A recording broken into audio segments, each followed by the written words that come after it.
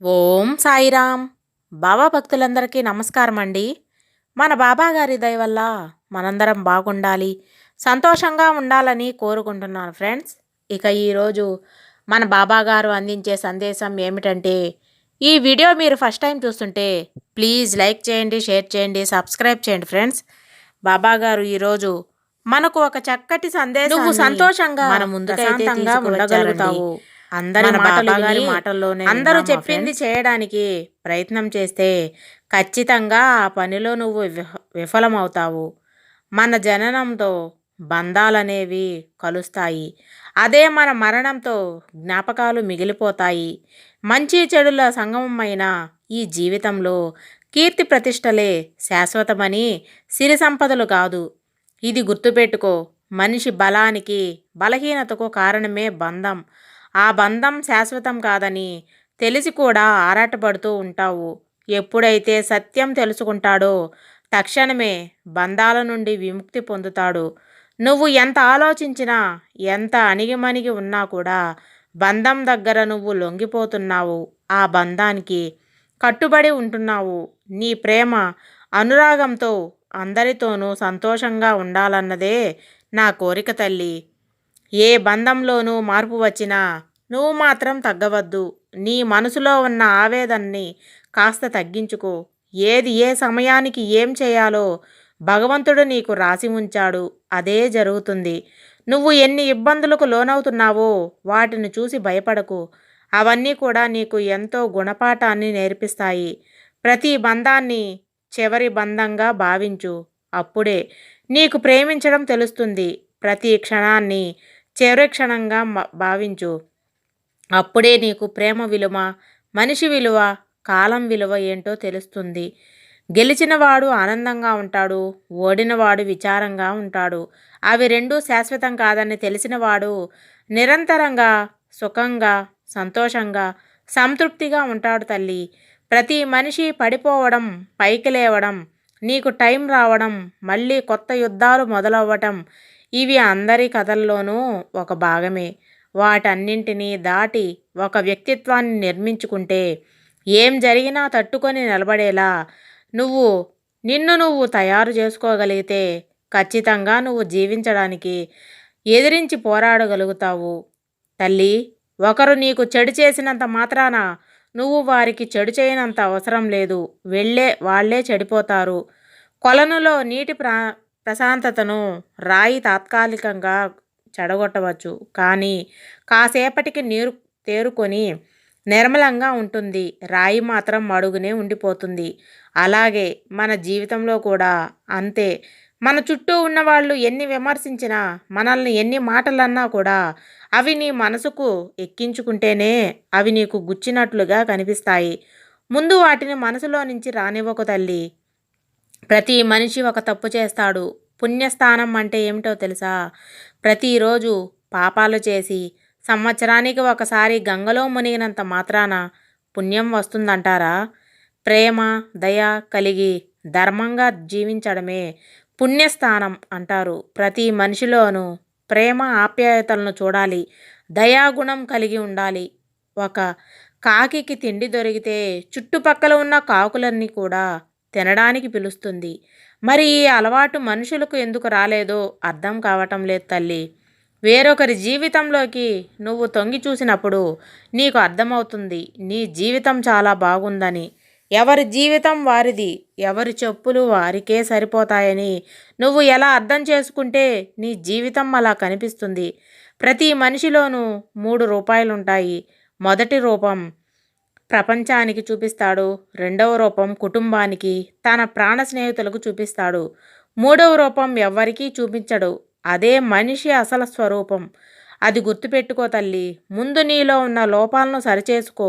ఆ తర్వాత ఇతరుల పట్ల గౌరవంగా, ఎంతో ప్రేమ, ఆప్యాయతలను కలిగి ఉండాలి. నువ్వు ఎప్పుడు ఉన్నత స్థాయిలో ఉన్నదంటే నా కోరిక తల్లి. నీ జీవితం బాగుంటుందంటే ముందుగా సంతోషించేది ఈ సాయినే తల్లి. ఎప్పుడైనా మిమ్మల్ని ఒకరు నిరాకరిస్తే బాధపడకూడదు. విలువైన దాన్ని కొనలేని సమయంలో మాత్రమే దానిని నిరాకరించి తక్కువ విలువ కలిగిన దానినే కొనుక్కుంటూ ఉంటారు. నువ్వు ఎప్పుడూ విలువైనదిగానే ఉండిపో. అప్పుడు నీ విలువ ఇంకా పెరుగుతుంది. నువ్వు నచ్చనివి నీ జీవితంలోకి వచ్చే వాళ్ళకి ఆహ్వానం అవసరం లేదు. నువ్వు నచ్చలేదని నిన్ను వదిలి వెళ్ళే వాళ్ళని ఆపాల్సిన అవసరం కూడా లేదు. ఏం జరిగినా తగ్గేదే లేదు. ఎవరి అరుపులకు బెదిరేదే లేదు. అలా ఉండి చూడు. నీ జీవితం ఎంత ఆనందంగా ఉంటుందో తల్లి. నువ్వు బ్రతుకున్నప్పుడు ఎవరినైతే నువ్వు ఏడిపిస్తావో వాళ్ళు నువ్వు చచ్చాక నవ్వుకుంటారు. నువ్వు బ్రతికి ఉన్నప్పుడు ఎవరినైతే నవ్విస్తావో వాళ్ళు నువ్వు చచ్చాక నీ కోసం ఏడుస్తారు. అలాంటి మనిషిగా బ్రతకడానికి ప్రయత్నం చెయ్యి. నీ జీవితం ఎంతో ఆనందంగా ఉంటుంది. ప్రతి క్షణం కూడా సంతోషంగా మార్చుకోవడానికి ప్రయత్నం చెయ్యి. ఉన్న కష్టాలను ప్రతి క్షణం తలుచుకుంటూ బాధపడకూడదు. ఎందుకంటే అవన్నీ అశాశ్వతాలని గుర్తుపెట్టుకో తల్లి. నీ భయాలన్నీ కూడా పక్కన పెట్టు. ఎందుకంటే దేవుడు పులికి విందు కోసం మాత్రమే జింకను పుట్టించి ఉంటే జింకకు వేగంగా పరిగెత్తే కాళ్ళను ఇచ్చి ఉండడు. మరి మన సమస్యలకు కూడా అంతే కదా. సమస్యని ఇచ్చి పరిష్కార మార్గాన్ని కూడా ఇచ్చేవాడే మహాదేవుడు. ఆ భగవంతుణ్ణి ఎప్పుడైతే నువ్వు నమ్ముకొని బతుకుతావో ఆ భగవంతుడే నీకు ఇచ్చిన కష్టాన్ని పక్కకు తప్పించి మంచి మార్గాన్ని నీకు కల్పిస్తాడు తల్లి. అవినీతి ఒకరిగా బ్రతకలేదు. ఒకరి సపోర్ట్ కావాలి. నీదికి ఎవరి తోడు అవసరం లేదు. సింగిల్గా అయినా సరే జీవించగలుగుతావు. కాబట్టి నువ్వు ఎలాంటి దారి ఎంచుకుంటే ఆ దారిలోనే నువ్వు నడుస్తావు. కొత్త మిత్రుల పుస్తకాలు అయితే పాత మిత్రుల అక్షరాలు లాంటివారు. కొత్త స్నేహితులు రాగానే పాతవారిని మర్చిపోవద్దు. ఎందుకంటే ఎన్ని పుస్తకాలు చదవాలన్నా కావాల్సినది అక్షరాలే. కాబట్టి నువ్వు బ్రతికి ఉన్నన్నాళ్ళు నీ వాళ్లతో ఆనందంగా గడుపు. ఉన్న కష్టం దాచుకో. సంతోషంగా ఉండాలి అంటే కావలసింది ఆస్తులు అంతస్తులు కాదు. నీకు నేనున్నాను అని చెప్పే వాళ్ళు ఉంటేనే జీవితం అంతా సంతోషంగా ఉండగలుగుతాం. అలాంటి వారు కనీసం నీ జీవితంలో ఒక్కరున్నా కూడా నీకంటే గొప్పవారు ఇంకెవరూ ఉండరు. బ్రతకాలని ఆశ పుట్టించే మనుషుల కన్నా బ్రతుకుపై ఆశలు చంపేసి జీవితంపై విరక్తి పుట్టించి మనసుని పీక్కు తిని కాటికి కడతేర్చే మనుషులే ఎక్కువైపోతున్నారు ఈ జీవితంలో. మరి అలాంటి వారితో నువ్వు ఏ విధంగా ఉండాలి, ఎంత జాగ్రత్తగా ఉండాలి? అందరితోనూ కలిసిమెలిసి ఉండి ప్రేమను పంచు. అంతేకాని నీ కష్టాన్ని పంచుకోవద్దు. నీ కష్టం వచ్చినప్పుడు ఈ సాయి నీకు భరోసా ఇస్తాడు. నమ్మి నా ముందు నడిస్తే నీకు మంచి భవిష్యత్తు ఉంటుంది. కొత్తగా ఉన్నప్పుడు దేన్నైనా అపురూపంగానే చూసుకుంటాం కదా. రోజులు గడిచి పాతపడిన కొద్దీ వాటిపై ఆకర్షణ తగ్గిపోవడం, పట్టించుకోవడం మానేస్తాము. అది వస్తువైనా పర్వాలేదు, మరి మనిషి అయితేనే కష్టం. అలా ఉండకూడదన్నదే నా భావం. తెగింపుకు మించిన ఆయుధం లేదు. ముగింపుకు మించే ఆరంభం ఇంకొకటి లేదు. మరి నీ జీవితంలో అన్ని కష్టాలకు ఈ రోజుటితో ముగింపు పలికే నీ జీవితం కొత్త ప్రారంభంగా మారుతుంది. అనుకున్న వెంటనే ప్రారంభించగలిగిన వాడే విజయాన్ని సాధించగలడు. మెట్లను లెక్కవేసి వాటి కొలతలను తీసుకొచ్చి ముహూర్తాలు పెట్టి ప్రారంభించేవాడు కాదు. కాబట్టి నీ కష్టానికి ఈరోజే ముగింపు పలుకుతుంది తల్లి. అప్పుడు నీ సంతోషం అంతా ఇంత కాదు, ఎంతో ఆనందంగా గడపగలుగుతావు తల్లి.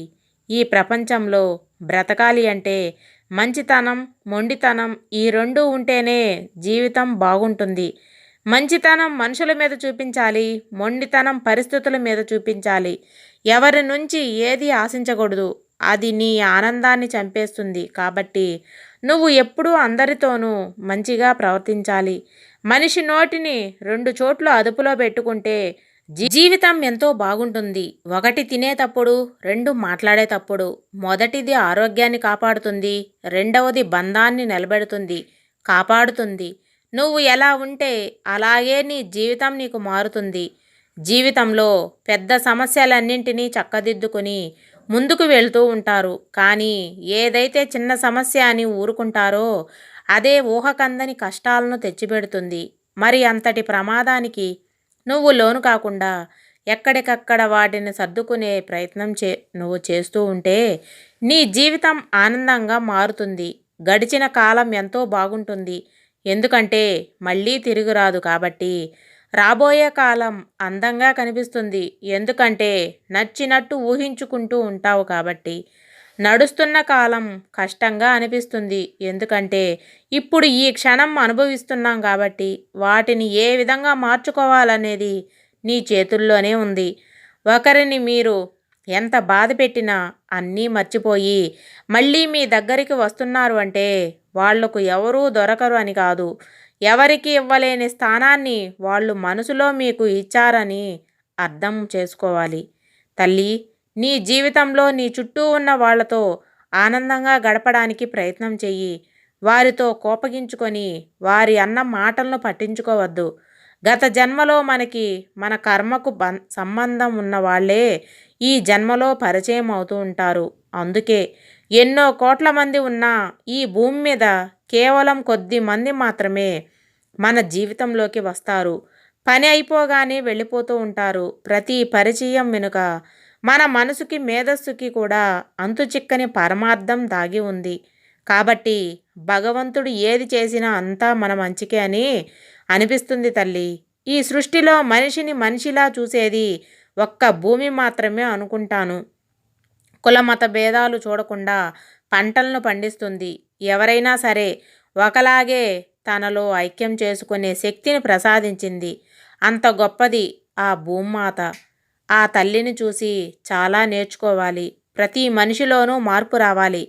నీ జీవితం ఏ విధంగా ఉంటే బాగుపడుతుందో ఒక్కసారి ఆలోచించు. ఈ సాయి చెప్పేది కేవలం నీ కోసమే. నీ భవిష్యత్తు బాగుండాలన్నదే నా ప్రయత్నం. ఆరోగ్యంగా ఉంటే శరీరం ప్రశాంతంగా ఉంటే మనసు ప్రేమ నిండిన గృహం ఇవన్నీ కొందామంటే దొరికేవి కాదు తల్లి. ఇవన్నీ కూడా నీ సత్ప్రవర్తనతో సంపాదించుకోవాల్సిందే. బాధ్యత అనేది ప్రతి మనిషిలోనే ఉండాలి. ఒక్క విషయం గుర్తుపెట్టుకో, ఎవరిని ఏదీ అడగవద్దు. ఎవరిని ఎప్పుడూ గుడ్డిగా నమ్మవద్దు. ఎవరి మీద ఆధారపడవద్దు. నీకు నువ్వుగా బ్రతకడం నేర్చుకో. ఇంతకంటే నేను ఇంకేమీ చెప్పను తల్లి. ఈ సాయి మన బాబాగారు ఈరోజు చాలా అద్భుతమైనటువంటి సందేశాన్ని మన కోసం అందించారండి. సర్వేజన సుఖినో భవంతు. జై సాయిరామ్.